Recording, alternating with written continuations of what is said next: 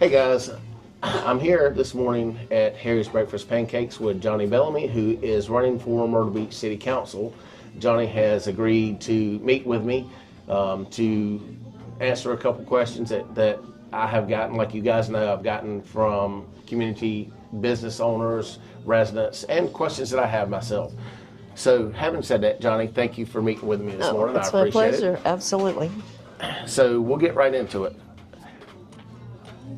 This is news broke yesterday that Mustang Week has relocated to Charlotte, North Carolina, noting that the city of Myrtle Beach became increasingly difficult to work with.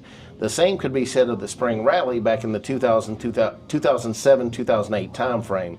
What are your thoughts on selective tourism in this, a tourist destination?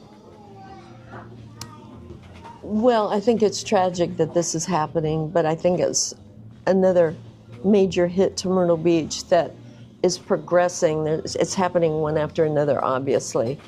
And it's showing that our council, our mayor, are not paying attention to the small businesses, the residents. It's all about tourism and getting that TDF, the funding.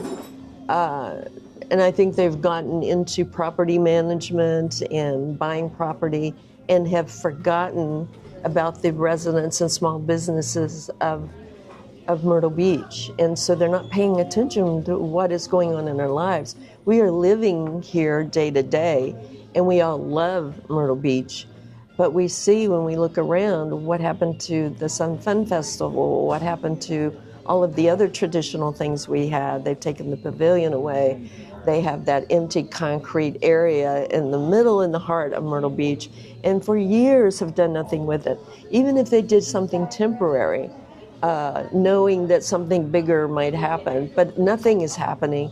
And one of the things that has been fun around Myrtle Beach for the 10, 15 years I've returned here and been here 24/7 is the car shows, all of the car shows. It is a hobby that families have. My father had 3 antique cars, and he loved working on those cars. And they're beautiful. It's part of our history. It's a part of Americana. And it's a heartbeat in Myrtle Beach that has just been ripped out, and we don't even know why. We haven't even been told ahead of time that it was going to happen, or they were in discussions, or I don't know the back story on that, but it is tragedy. It is tragedy, and it's very disturbing that it's another step on a downward spiral that everyone that lives in Myrtle Beach is experiencing it. Up and down the Kings Highway, if you go to the south end, year after year, every restaurant is closing. They're just boarded up. And I think it probably is an offshoot of COVID there, but it's just another negative, huge negative loss for Myrtle Beach. Okay, that you mentioned a perfect segue into another question I had. Okay.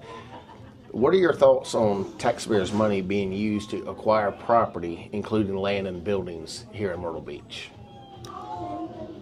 Well, if they were doing a good job of managing the debt, our debt has doubled in the last 8 years or 4 years. The debt has doubled. It's over $350 million. When North Myrtle Beach is like 1.2 million. And I know this isn't North Myrtle Beach, but that is very alarming. And then the crime. They say the crime is down. We know the crime isn't down. Something's going on in what they're doing within that system, within the police department, that is stopping the police, the protection of the citizens of Myrtle Beach. And so those are the 2 issues that really drive everything. Right. Good thoughts. What main factor drives you to be on council? Okay, so My father, I was born in Horry County, and my father was 82nd Airborne, and we traveled all over. We went to Germany and traveled all over the United States and lived all over the United States. And I'm an only child, and my father called me in 2008 and said, "Johnny, it's time to come home." He wasn't well. My mother had passed away. So he wanted me back home, and I said, "Okay, I'm an only child. I'd do anything for my parents."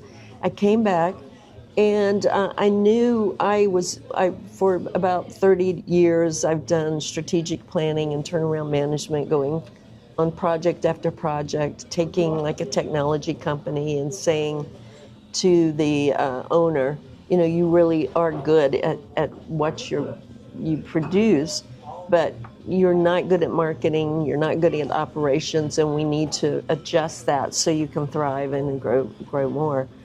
So it was a very fast-paced and exciting. I enjoyed doing turnaround management and strategic planning. You saw an outcome from what you were doing, and the people loved you for helping them. So I knew when I came back in 2009 it would be a bit of a culture shock, having come home on holidays and summers. So I went to the first big thing I saw to go, integrate into, all the people that live in Myrtle Beach and make friends. I heard about two debates, the national debates for president, the Democratic debate and the Republican debate. And I went to the Democrat debate, and they sang the Black national anthem, and I was concerned. I didn't know there was a Black national anthem. I believe that we're all Americans, and that's why people come here. They know that it's the land of opportunity.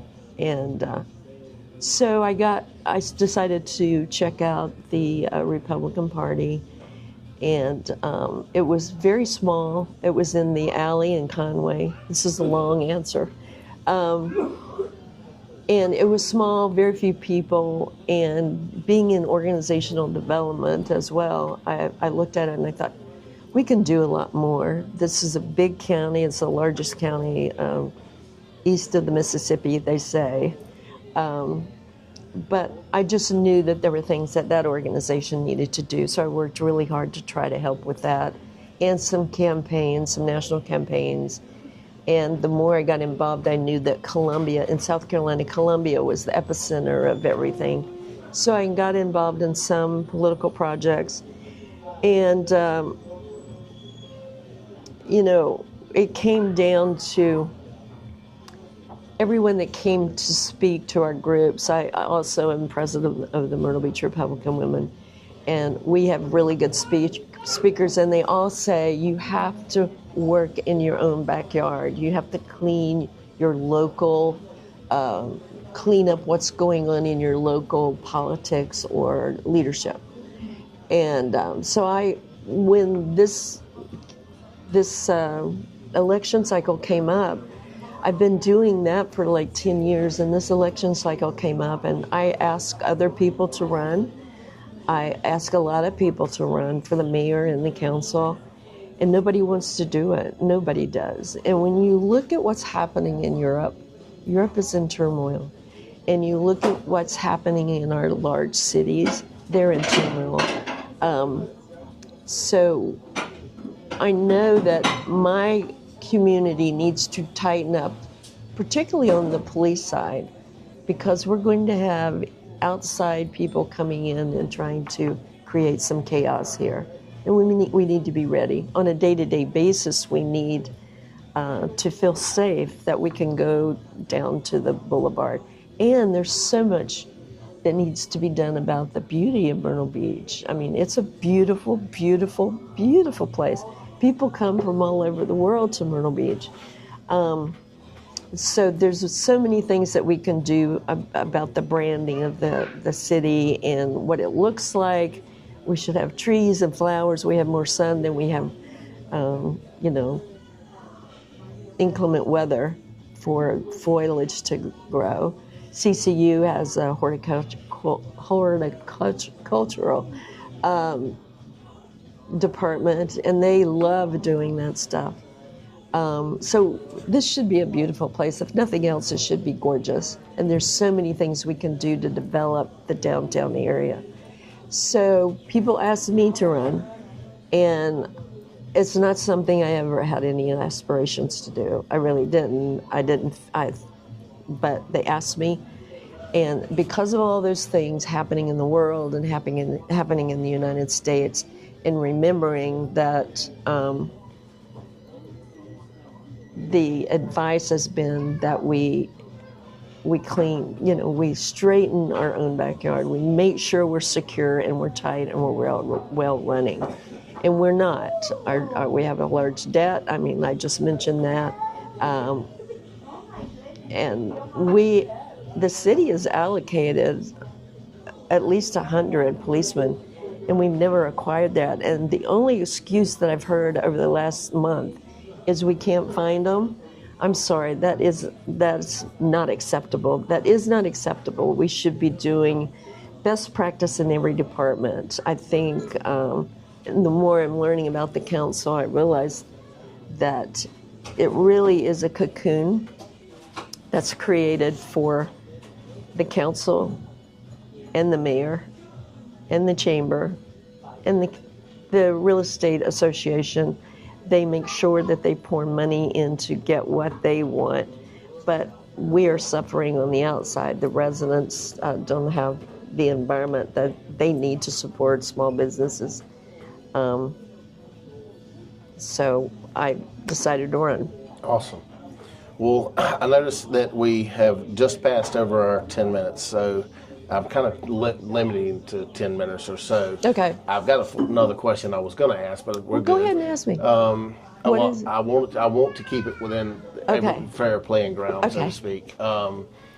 So having said that, I do appreciate you taking the time to meet with me so that I can convey your message to candidates, or not candidates, I'm sorry, residents, and out, more so than just residents, people outside, because I have people that follow me that are from all over the country, primarily North and South Carolina, but people need to know your platform. So I appreciate you meeting with me here to do this Q&A. It was my pleasure. It was nice to meet you. Absolutely, it's a pleasure to meet you. Thank you. Thank you.